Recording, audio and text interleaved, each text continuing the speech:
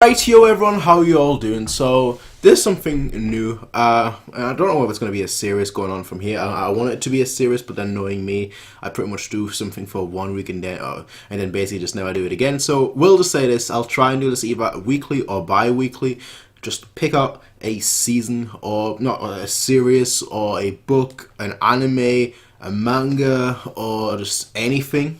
In this case, it's obviously a TV series that I'm starting with, and that's underrated. And then talk about something that I enjoy personally, that I think is underrated, that should get more people, that should get more views, and then something that I feel like I could talk about that I enjoy and that I wish more people were talking about.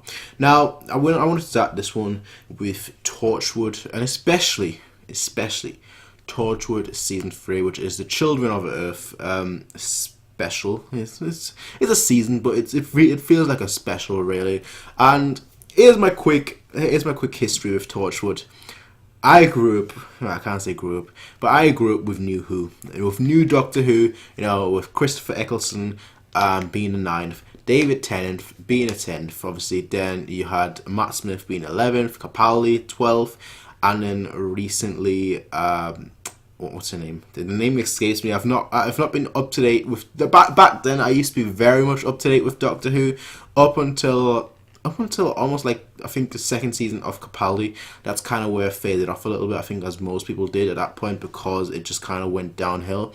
But I grew up roughly around the same time that Christopher Eccleston had his first season. That's when I really grew up watching Doctor Who. So I was basically perfectly in that new Who era. And then obviously after Doctor Who season 1 and then season 2, obviously season 1 we get to meet Captain Jack Sparrow, Captain Jack Harkness. And then after season 2, he gets his own season, the spin-off season called Torchwood.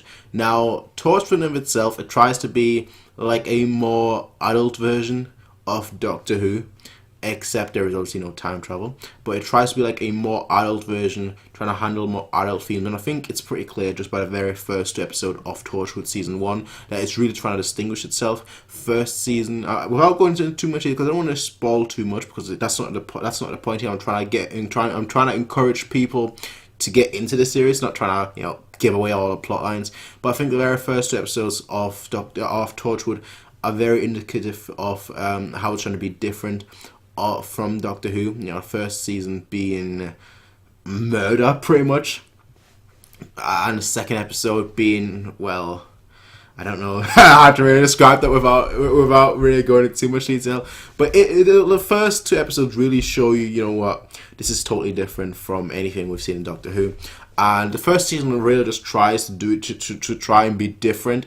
And then, like, second season, the series slowly starts getting into this element, trying to have its own different characters, trying to have its own different plot lines, trying to have its own different ideas, that may work, that may not work, but just trying around. The first season was just trial and error. The second season they knew what they wanted to do, and then they're like, what, we've got all these interesting ideas, let's just add all these interesting ideas, and let's see how it goes. And it went absolutely brilliant. Second season was absolutely fantastic. And then we get the news of season 3. It's only 5 episodes. It's not your typical, 13 episodes or whatever it is. It's just 5 episodes. And a lot of people back then, especially me, I was worried. I was like, what could they possibly do in 5 episodes? What is the plan here? But man, Children of Earth, fun story. People say I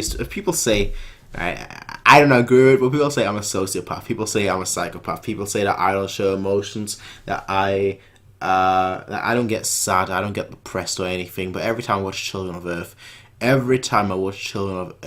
I just have a bad day. Those 5 episodes are some of the best televisions I've ever seen. It just gets you on that ride. And I would say this, I think you could watch Children of Earth without any context. I think you could just watch Children of Earth without having seen season 1 or season 2.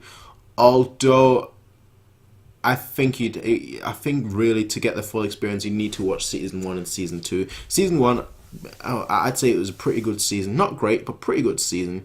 And season 2 is just a very good season. Season 3 is just an outstanding season. And then season 4, Miracle Day, I enjoyed it quite a lot, actually. I didn't feel Torchwood, but it felt, it still felt very good. It still felt like it should. I felt like the only issue I had with it was the pacing. First half of the season was first quarter of the season was very, very strong. Second quarter of the season then was very good too. And then third quarter of the season, you're thinking, okay, when are we actually going to find something out? We don't until the very last quarter of the season. I'm like, we should have gotten a lot more information. Like, they just crammed everything in for like the last 2-3 episodes. But I like season 4 as well. But season 3, considering that's the thing that we're talking about here, season 3 was just spectacular. The whole 4, 5, 6. Man, the reason for that as well. The reason for the 4, 5, 6 being there, and then the way it just ends. The way it just ends. Again, I was very young when I saw it. When did it come out? Like 2011, 2010, maybe earlier than that. That broke me. That broke me. It's just the way it ended. I was just like, like, I remember that very fondly because I was watching it downstairs. I was watching it back then. I was like, I had family over and they were just like talking and whatnot. They were just like a family gathering, and I was just, I was just there like, I want to see Torchwood. I want to see how this continues, right?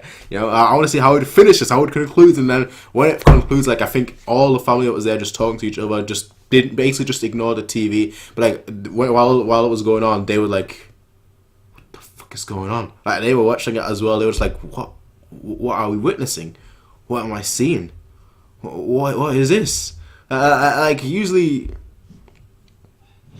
you don't expect that kind of thing in TV, and well done, just well done. I mean, the actors, they were absolutely brilliant. The actors did such a good job, and Peter Capaldi, I mean, what a good actor. That's the moment I was like, okay, what a good actor, because I hadn't seen him in anything before that, and when I saw him, I was like, yo.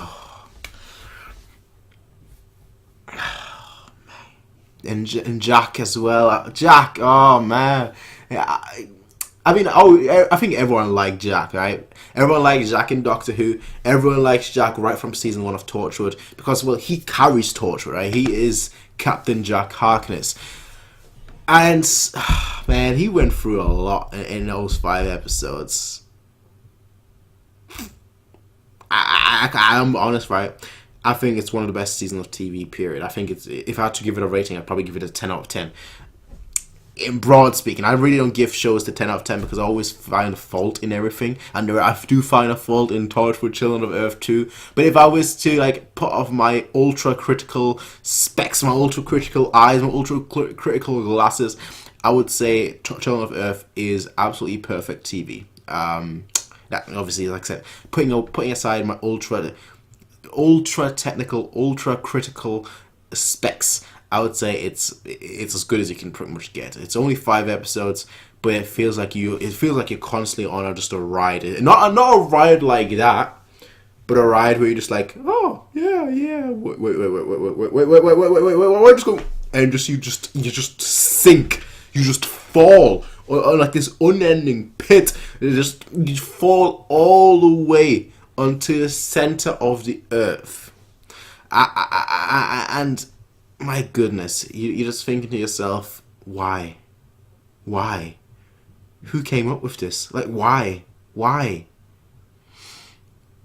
But it's just that good. I mean, it's just that good. I watch it, I go back to it, and I watch it once a year, just because it's that good. It's usually with things that I enjoy a lot, I don't go back and rewatch. Usually with things that I like a lot, I tend to like hold fond of the memories of the very first time and think back fondly of it, but I don't want to go and rewatch it.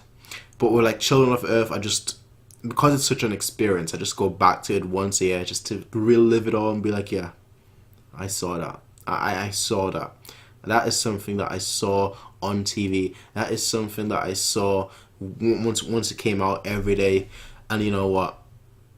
It was insane. And it is very deservedly the first pick on this list. The first pick on this underrated show or underrated seasons, underrated things that I think you should watch list. And as I said, it's probably something that you could watch without having any context. You could just hop in, watch Children of Earth. It is season 3, but it is special.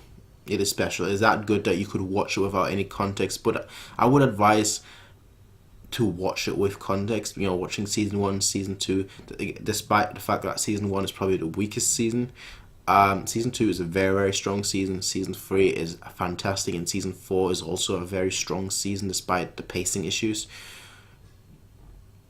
But I can't recommend it enough. That's all. That's what I ended with. I can't recommend it enough. It was an experience that I think many people would want to have. An experience that is that good that once you watch it, you can't go back. That's my honest opinions on Children of Earth, Torchwood season 3. Thank you for watching, everyone, and bye.